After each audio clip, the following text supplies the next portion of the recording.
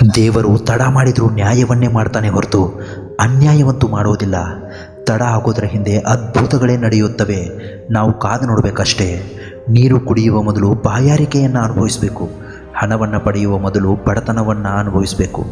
ನಿದ್ರೆಯನ್ನು ಆನಂದಿಸುವ ಮೊದಲು ಆಯಾಸದ ನೋವನ್ನು ಅನುಭವಿಸಬೇಕು. ಯಾವುದೇ ಪ್ರಪಂಚದ ಸಂತೋಷವನ್ನು ಪಡೆಯುವ ಮೊದಲು ನಾವು ದುಃಖವನ್ನು ಅನುಭವಿಸಲೇಬೇಕು. ಜೀವನದಲ್ಲಿ ಶಾಂತವಾಗಿರಲು 2 ಉಪಾಯಗಳಿವೆ. ಮೊದಲನೇದು, ಮರೆಯಲಾಗದಂತಹ ವ್ಯಕ್ತಿಗಳನ್ನು ಕ್ಷಮಿಸಿಬಿಡಬೇಕು. ಎರಡನೇದು, ಕ್ಷಮಿಸಲಾಗದಂತಹ ವ್ಯಕ್ತಿಗಳನ್ನು ಮರೆತು ಬಿಡಬೇಕು. ಕೆಲವರು ನಿಮ್ಮ ಬಗ್ಗೆ ತಪ್ಪಾಗಿ ಮಾತನಾಡ್ತಾ ಇದ್ದರೆ ನೀವು ಚಿಂತಿಸಬೇಡಿ. ಯಾಕಂದರೆ ಅವರಿಗೆ ನಿಮ್ಮಲ್ಲಿರುವ ಒಳ್ಳೆಯತನವನ್ನು ಹೊಗಳಲು ಬೇರೆ ಮಾರ್ಗ ಗೊತ್ತಿರೋದಿಲ್ಲ. ಆದ್ದರಿಂದ ಅವರು ನಿಮ್ಮ ಬಗ್ಗೆ ಹಾಗೆ ಮಾತನಾಡ್ತಿರ್ತಾರೆ. ವಿಪರ್ಯಾಸ ಹೇಗಿದೆ ನೋಡಿ. ಬಂಡೆಗಲ್ಲನ್ನೇ ಕೆತ್ತಿ ಕೆತ್ತಿ ಸುಂದರವಾದ ವಿಗ್ರಹವನ್ನೇ ಮಾಡುವ ಮಾನವ ತನ್ನ ಜೀವನವನ್ನೇ ಕೆತ್ತಿ ಸುಂದರ ಮಾಡಿಕೊಳ್ಳೋದ್ರಲ್ಲಿ